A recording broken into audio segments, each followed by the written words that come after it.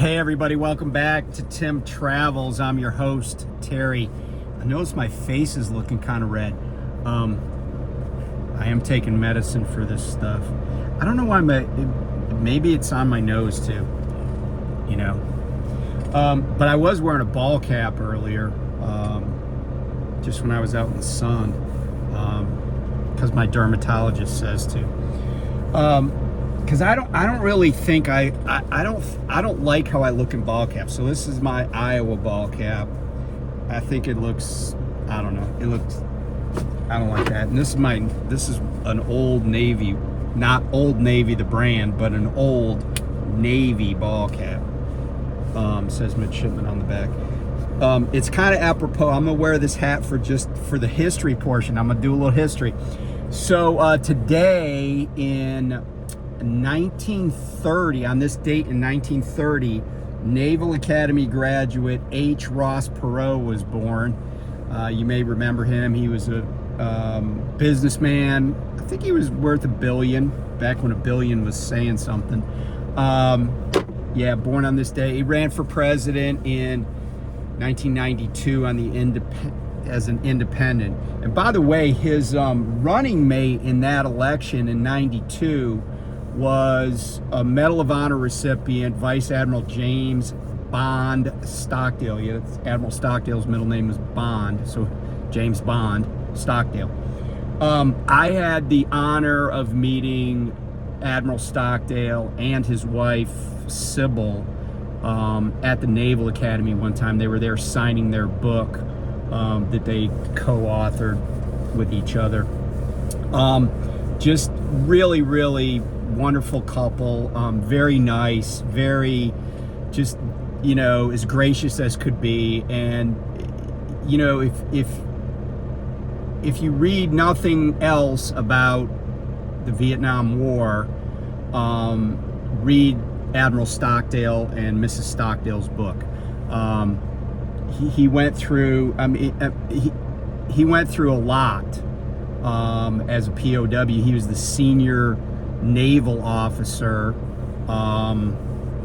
that was captured, senior naval aviator. And I should tell you that this may be of interest to somebody that knows about naval aviation, but when he was captured, he was already a captain, and he was actually flying the day he was shot down. He was not flying, his platform was the F-8 F-8 fighter, but he was flying an A4 that day, a Skyhawk 2, and he was the CAG. He was the Carrier Air Group Commander. So he could fly any aircraft he was allowed to, right, because he was the boss of the whole air wing, on the carrier that he was attached to. And I can't remember which carrier it was. But he had been on several deployments already to Vietnam. And but anyway, he was the CAG when he was shot down. But I highly commend that book to you. It's compelling, and it tells two sides of the same story, not opposing views, just different perspectives. And I think that's one of the reasons this is a good book. And the book is called In Love and War. So anyway, Admiral Stockdale was Ross Perot's. I kind of got off the tangent. Ross Perot's birthday was today. Also born on this day was Bob Keeshan, who you might not know as Bob Keeshan, but he was born in 1927. But that was Captain Kangaroo. And it's interesting because Perot was born the year my mom was born. Captain Kangaroo was born the year my dad was born, but I never ever thought Captain Kangaroo and my dad were the same age. But yeah, like born within days of each other, because my father's birthday was in June. So go figure. Yeah, so that's that. Tomorrow is the anniversary in 1914 of the assassination of the Archduke Franz Ferdinand. Wait, Archduke, yeah, I think that's right, Ferdinand, which kind of precipitated World War One. So important date in history, the start of World War One.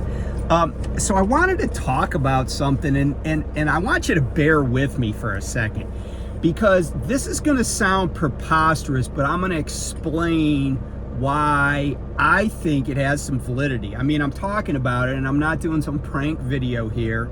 This isn't the Bunkmate 3000 video. This is something that I think is a thing.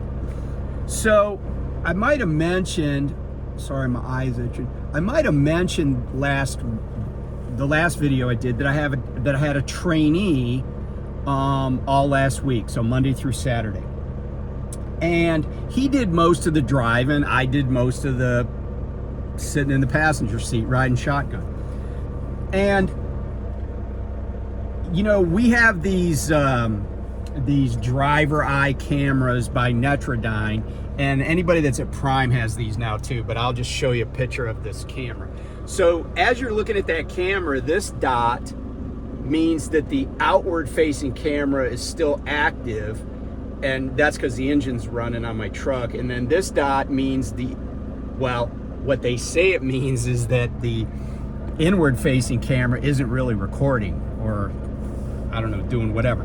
The crazy thing about this is that it records sound. So even though the inward facing camera has the red dot, it's meaningless when it comes to conversation or noises.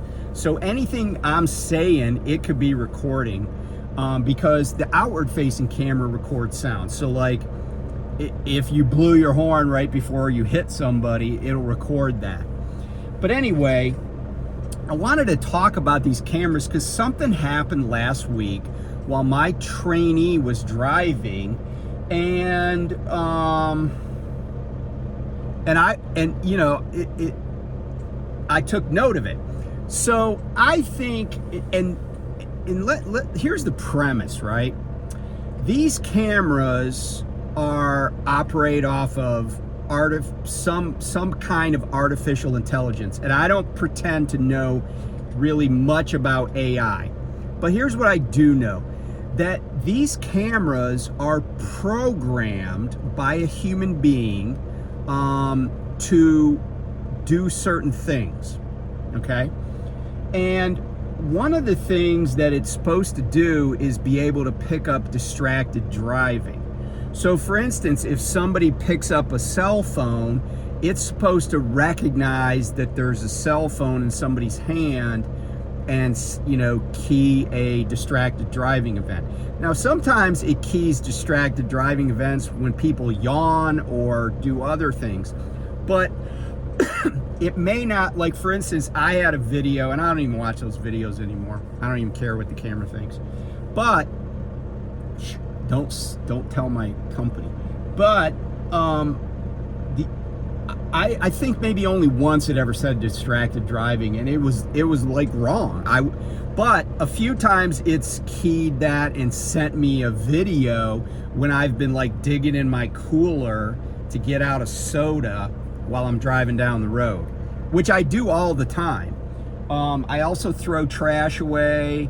I pour the soda in my cup over ice, and I do that while I'm driving. And I've always done that while I'm driving, except, you know, I usually had fridges or whatever. But anyway, what happened last week got me to thinking about how these cameras are programmed. And I think that maybe the cameras are biased. I don't know if I want to say racist, but probably it would meet the definition of racism. But they're biased, and here's what happened, and to make me think that. So my trainee, who's black, was driving. I'm sitting in the passenger seat. I pay pretty close attention to what they're doing, right? And so we're driving, we're up in New York, and by the way, these cameras are wrong a lot of the time. Anybody who's got one will tell you that they're wrong a lot of the time. Like, there's a place in New York where every single time I drive through there, it sees a 30-mile-an-hour speed limit sign on a road that I'm not even on and says, please slow down. And I always tell it to F off because I'm in a 45 zone. I've been through there a bunch of times.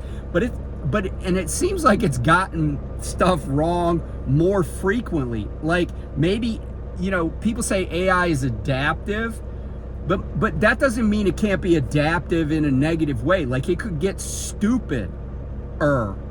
It could get more stupid. I mean, people get more stupid. You knew somebody in high school, you're like, yeah, they're pretty squared away. And then you meet them like 20 years later and they're a moron.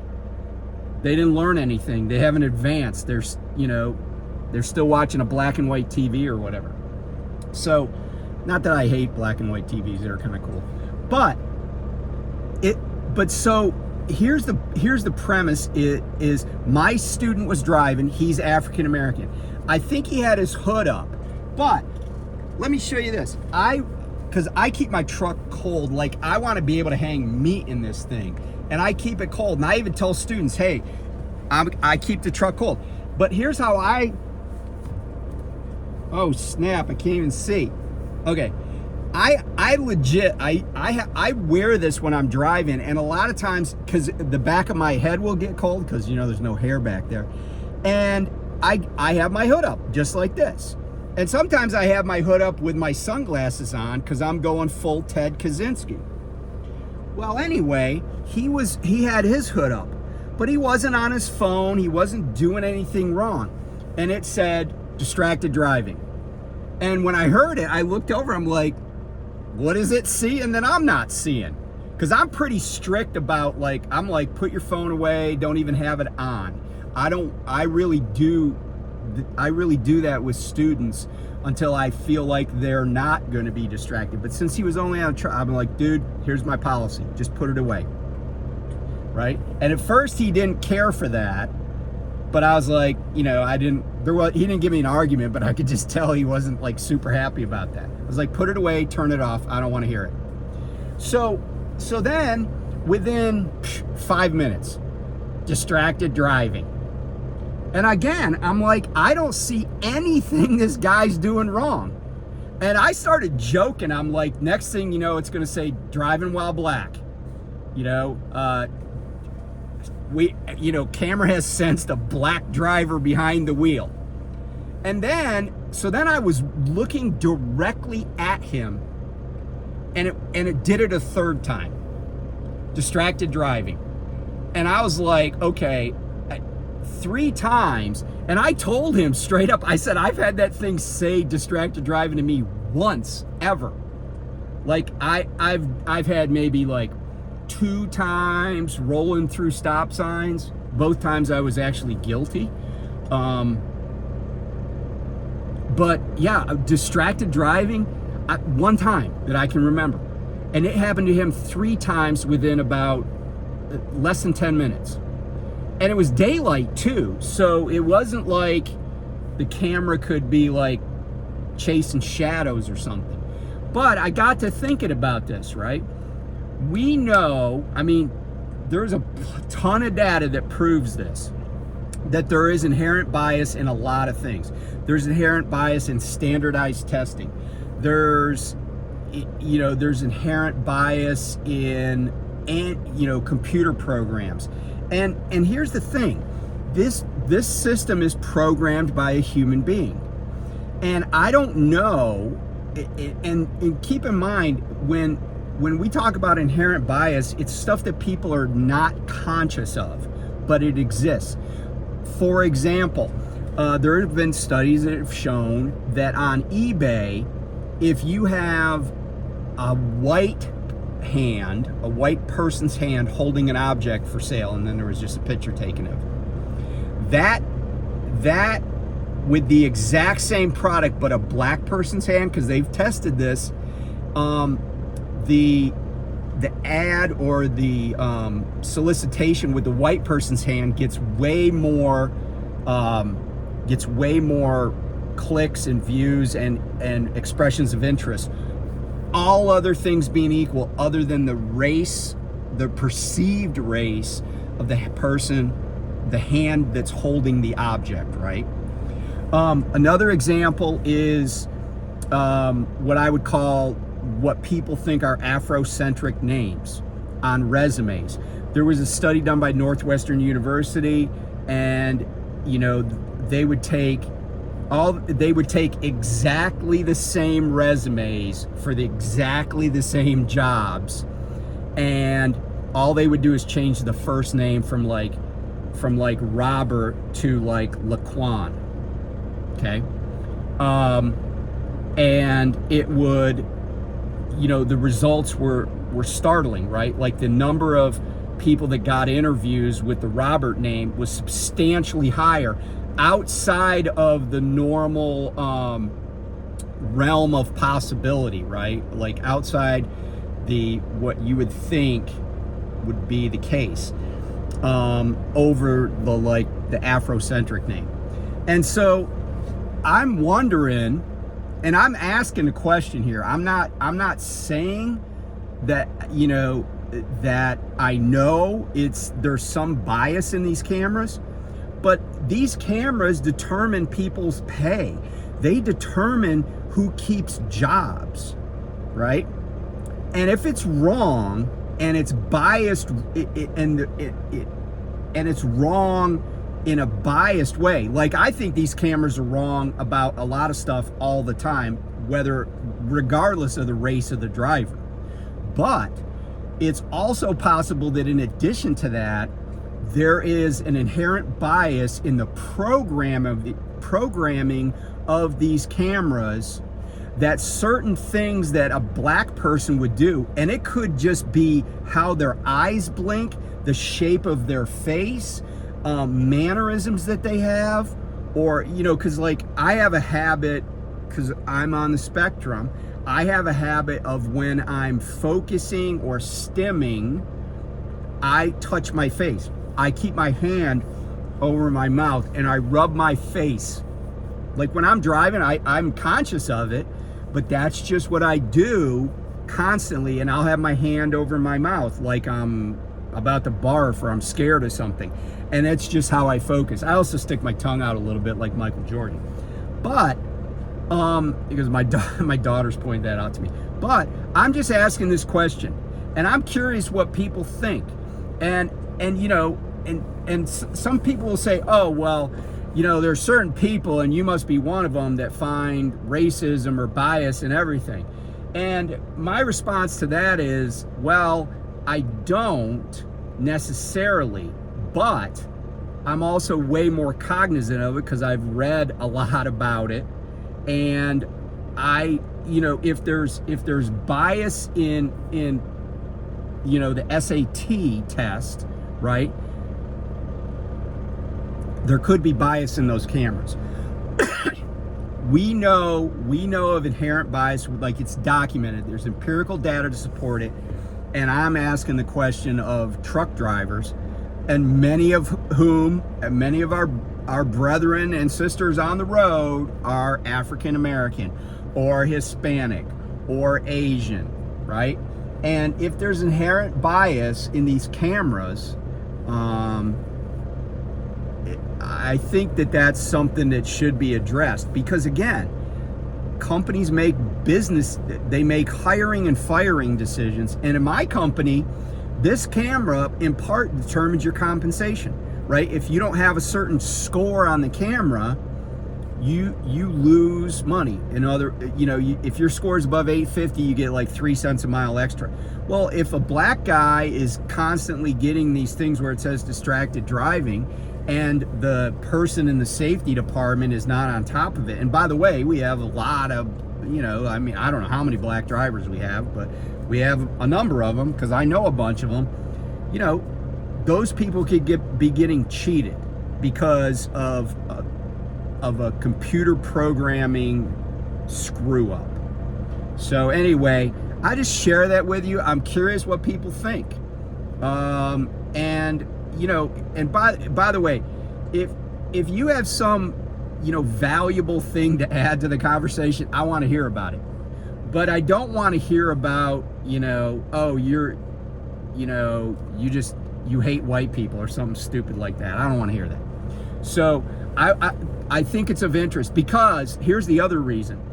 If it's biased in that way, it could be biased in other ways that are detrimental to people's driving careers. And I don't think that's right. I don't like the cameras anyway, truthfully. I didn't used to mind them because the ones I had didn't talk to me, but these I really dislike. So anyway, thanks for watching, and I'll talk to you soon. Bye.